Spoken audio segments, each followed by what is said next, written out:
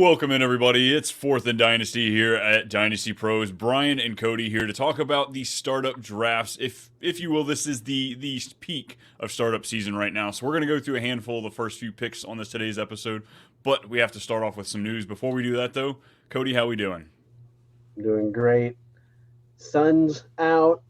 Been a good week. How about you? Hey, same here. I live close to the beach, so as soon as it gets warm, I get excited. Get to go outside a little bit, get a little color on this skin, so I'm not so translucent. But I am in the middle of the country. That's why I am as white as I am. But hey, the sun doesn't hit over there. It's Minnesota. It's snow. Actually, Yep. you'd think you'd get more sun. All the sun bouncing off the snow. Doesn't it work like that? I have. This is embarrassing, but I have been sunburnt in the winter before. Yes. That's wild. That's freaking wild. Hey, I always forget that when I'm like sitting in the pool or sitting in the ocean, like you forget that the water like refracts the sun back at you, and you're like underneath your chin, all of a sudden sunburnt. Just a horrible place to start. But we're going to start off somewhere good because there has been money passed out. Detroit is just a little bit more broke than they have been because Goff got the bag. 4 years, what is it, $212 million? I never would have thought this guy was going to get a multi-year extension when he was traded, much less a top 3 contract. This is unreal, but so great. I'm happy for Goff, happy for the city. This is exciting to watch. I'm glad someone's happy. I'm I'm happy too. You know why? Because Goff is still with Detroit for the next 4 years. So that makes me happy.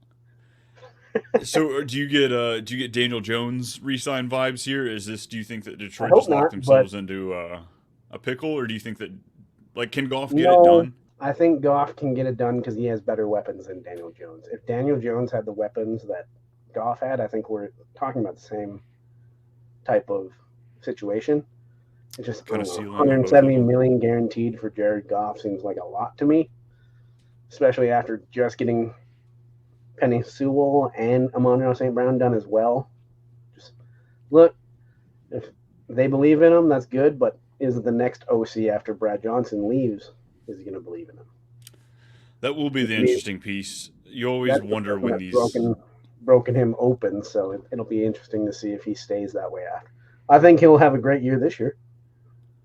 So, Yeah, I don't know if he is top 5 quarterback. Just to kind of defend the money he's getting. I know it's always going. The next contract's going to be bigger than the last, but it's an interesting situation because at least for Dynasty, you're happy. If you're a Goff owner, his value it didn't or skyrocket, but it's locked in. He is not going to go down in value for at least a year or two. my Hendon Hooker stocks have, well, they were already pretty low, but they're kind of dead. So Yeah, the only thing not low about him is his age because he's going to be, what, 26, 27 by the time Goff's eligible to get. It's crazy stuff out there, but you got to be happy Atlanta for the saw team. Detroit and they were excited about it. Yeah, and I having those two, him and Amon Ra, as you said, him just getting paid as well. So having those two locked up is pretty. It's nice weapons, especially with Gibbs there as well to catch the ball. You still have Laporta there on that rookie contract. So Goff and the lines are looking good for the future. We're gonna go ahead and start off with. Let's talk about roster size and some of those roster settings before we really get into these picks for the startup draft. There's tons of ways to do it. Whether you're single quarterback, super flex, if you're tight end premium, if you have a giant roster, just stupid big, if you've got a taxi squad. So, Cody, go ahead and tell me, what are some of your favorite, I guess let's start with scoring settings. Is there any of your favorites that you like to have?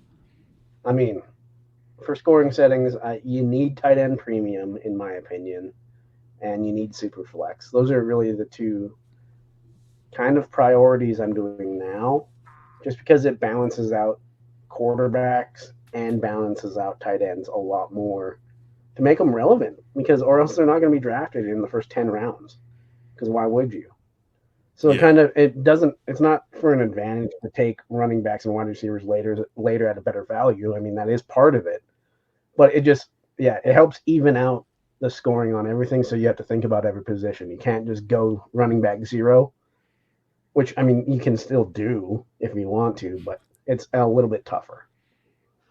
Yeah, I agree. So I will say I've been doing Dynasty. What am I, year 4 right now for myself. I'm only in super flex leagues. I have not been able to find a single QB. I've been trying to spread myself out a little bit so I can get more perspective. I can't find anybody who wants to do a single QB league right now.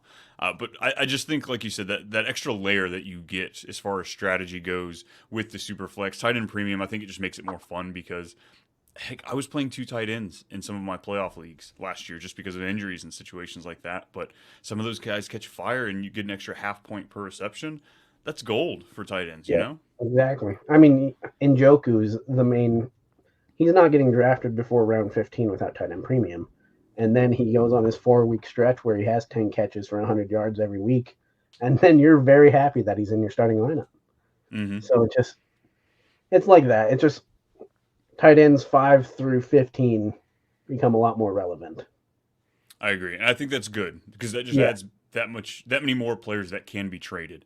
Some of the Yep. worst dynasty leagues you can be in are ones that there's no trades, there's no movement, and the more value that's out there, the higher chance of people are willing to, move players around and stuff like that. Um, let's talk roster size here because as I said, I've joined tons of leagues over the last 4 years and I've seen everything imaginable. Two, maybe one running back, three wide receivers, and 3 to 4 flex. Two running back, three wide receivers, two flex. Are you in the team that like? How many starting roster spots are you looking at? Right around that like 11-ish, I think, because obviously we don't play defense or kickers here unless you're doing IDP. Yes. Unless I'm doing IDP, I'm not running a defense or a kicker or defensive players at all. But let's see. Let's count it out. I need one quarterback, two running backs, two wide receiver spots, a Tight super end, flex, tight end, super and flex, three super flex or three flexes, so 10. 10. I think 10 is a good spot. 10's good. I'm a big fan of having three wide receivers in there. Okay. I'm all right But with that too. that's also I might have one less flex spot if I did that too. So yeah, maybe 10 is kind of right at that sweet spot as far as setting up a roster. And then your bench. Traditionally, I've seen anywhere from about 10 to 15 bench spots, right around there. Kind of bringing in your roster right around that 25 spot.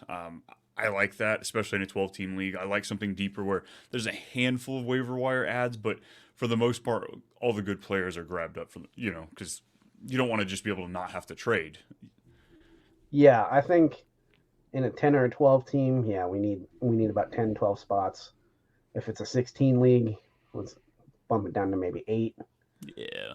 So, yeah, it all depends, but yeah, 10 to 12 seems good because again, like you said, it makes with these scoring options and that roster size, it makes trading that much better.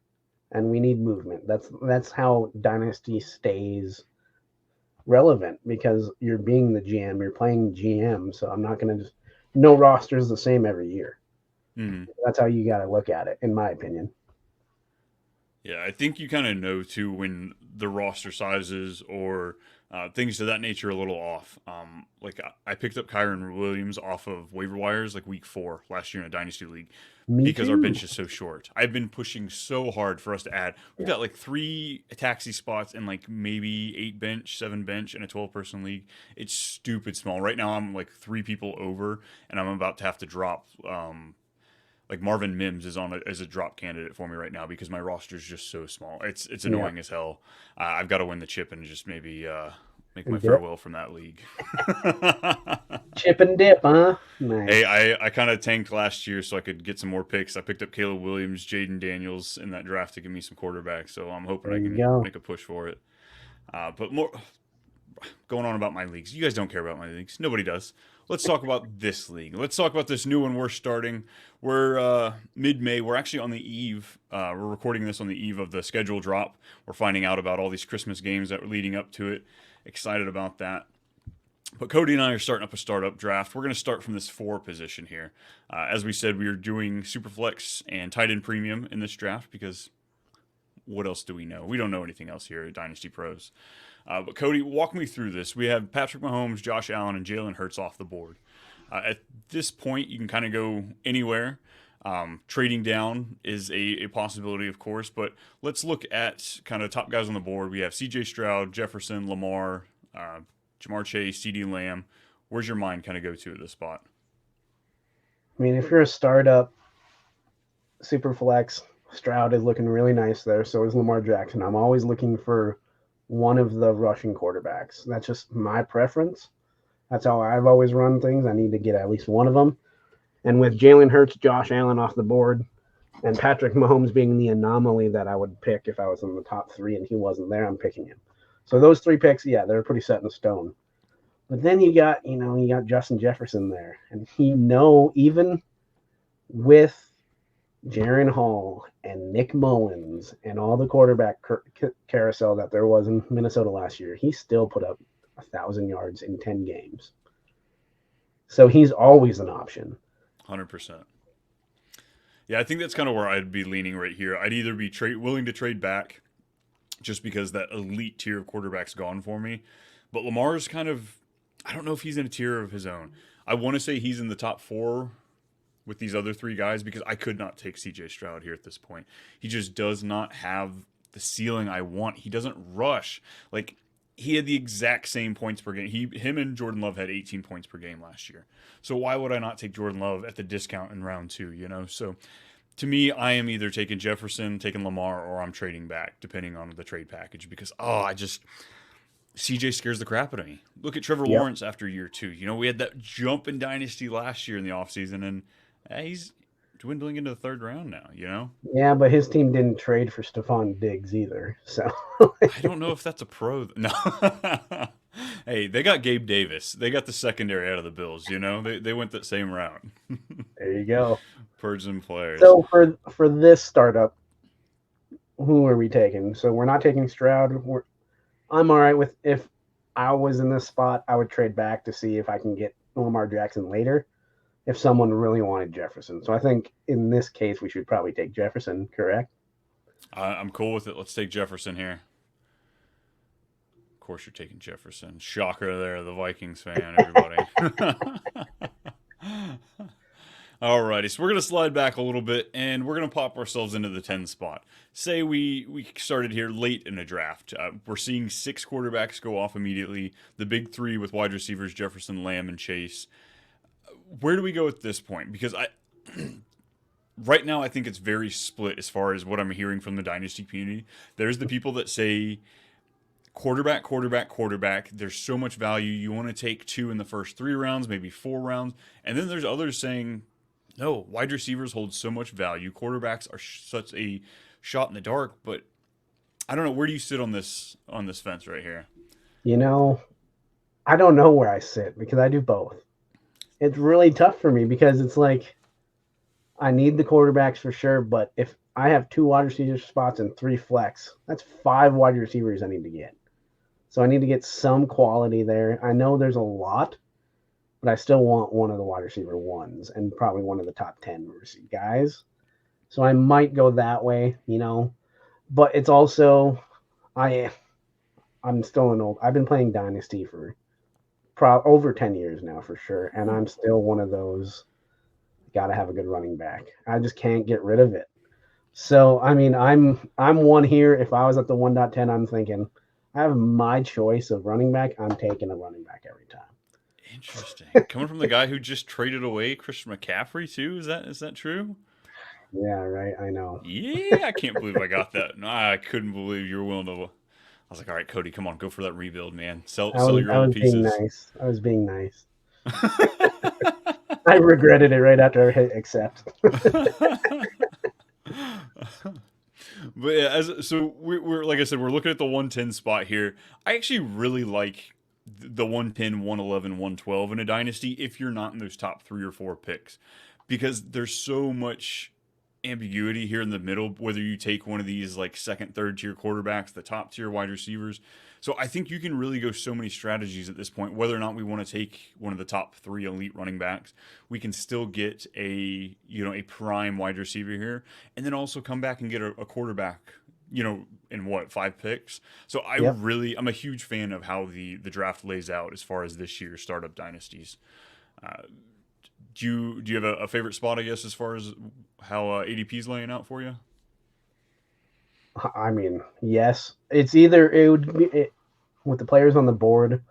I'm either leaning one of the 2 running backs in Breece Hall or Bijan Robinson or Anthony Richardson. Because again, He's got that rushing upside. Yes, he gets hurt, but hopefully he's learned. Maybe he watched some Lamar tape on how to slide. Maybe gain some muscle. That's what you're hoping in year Mm. 2 here. So then he kind of protects himself a little bit more. I'm willing to take the risk. I would take Anthony Richardson probably, but I can see why people would take Amon-Ra St. Brown. He just got paid, just got the Yeah. bag, and he got his quarterback for the next 4 years. That's a huge aspect of things. I don't like Amon-Ra as my number one. Me either. Me either. I said it. I'm sorry, folks. I had to say it. I'm not saying he's not a number one. I just feel more comfortable if somebody else is my number. I just don't know what it is. I think I do, but I don't want to say it.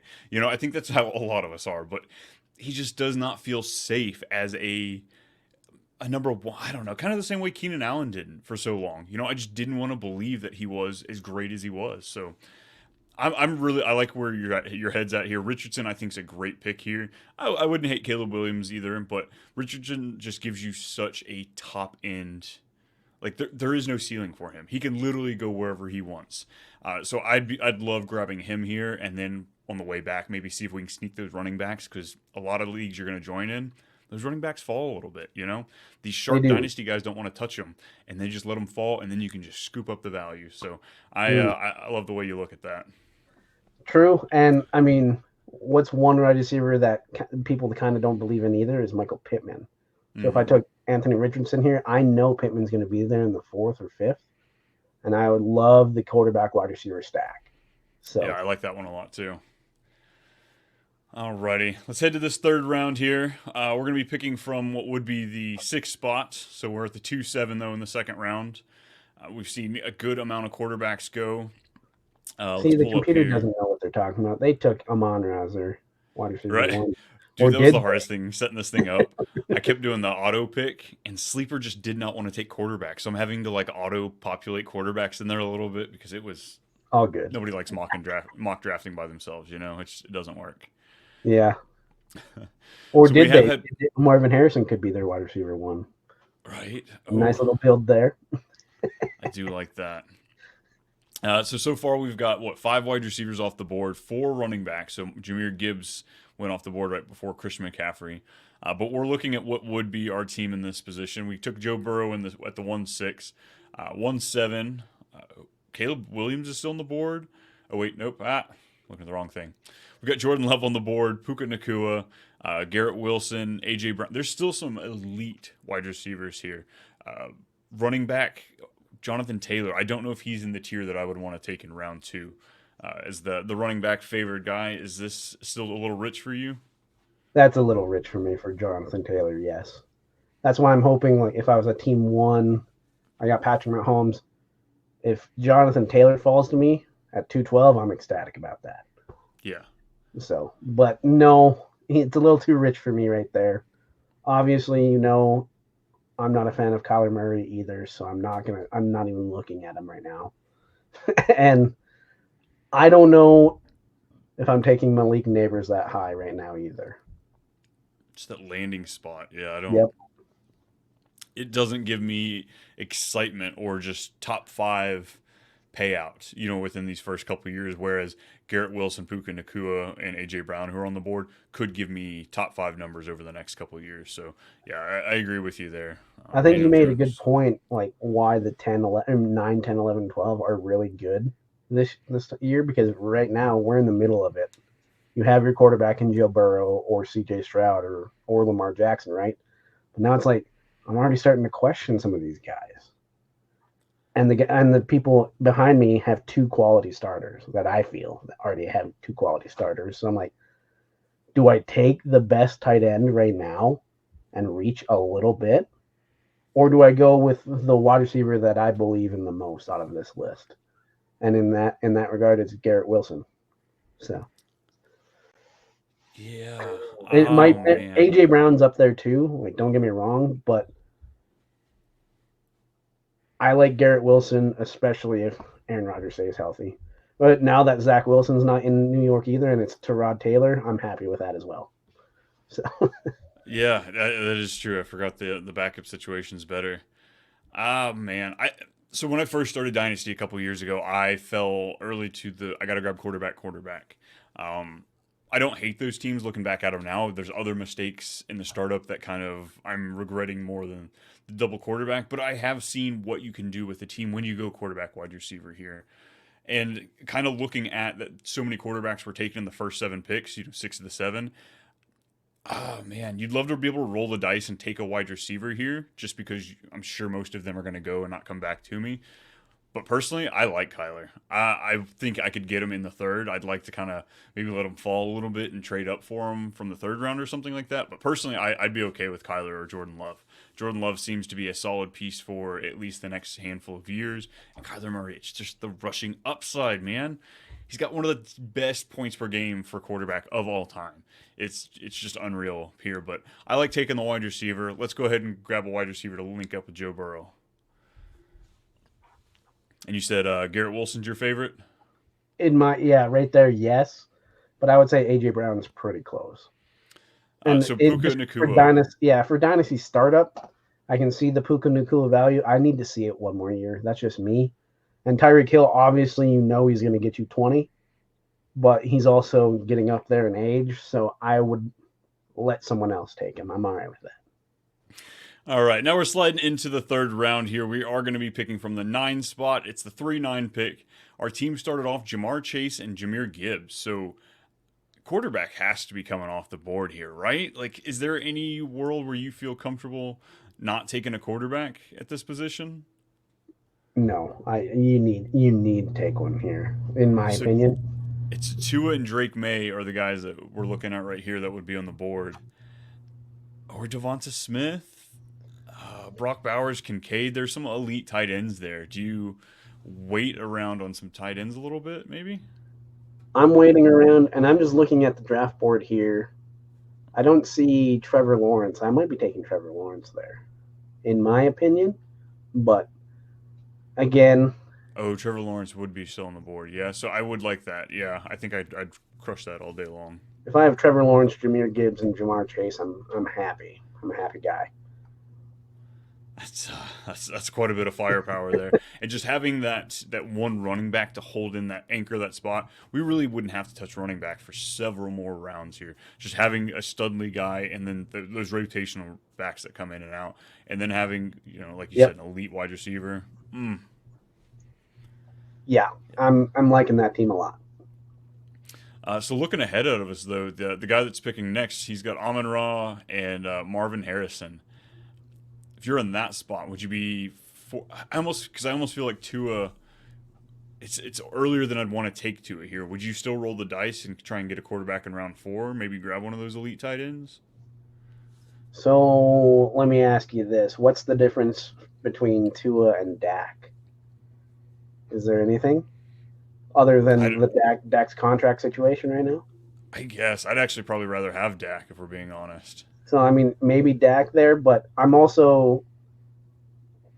would probably take Dak in that position, and then I'd roll the dice to see if Tua's there, which I think he might be in round 4, because then I'm done. Because then I can roll the dice in round 12 with Bo Nix, and I'll be happy. Because if he hits, he hits. If he doesn't, I'm happy with that too. So. Yeah, I like it. Yeah, I think Dak or Trevor Lawrence, either one of those guys would be a grab for us. But, folks, you want to see round 4? That's too bad. You're going to have to wait till tomorrow. Wait till the next episode drops, because that's all we have for you today. That was the first 3 rounds of a startup draft, kind of jumping all over the place, giving you a little bit of perspective here from how Cody and I, how we approach Dynasty. Before we get out of here, though, Cody, tell everybody where can they find your work, what you're working on. You can find me at Dynasty Pros. I just asked the boss what he wants to be done, or what wants to be done in the summertime here. So, got something cooking. But nice. Find me exclusively at Dynasty Pros here and at 4th and Dynasty Podcast. Whoop, whoop. Same. You'll see me here on Dynasty Pros on the YouTube channel. More fun with you all summer here with Cody, and then as well on the Fantasy Football Advice Network. I'll be at @too much_Brian on Twitter. And until next time, we'll see you.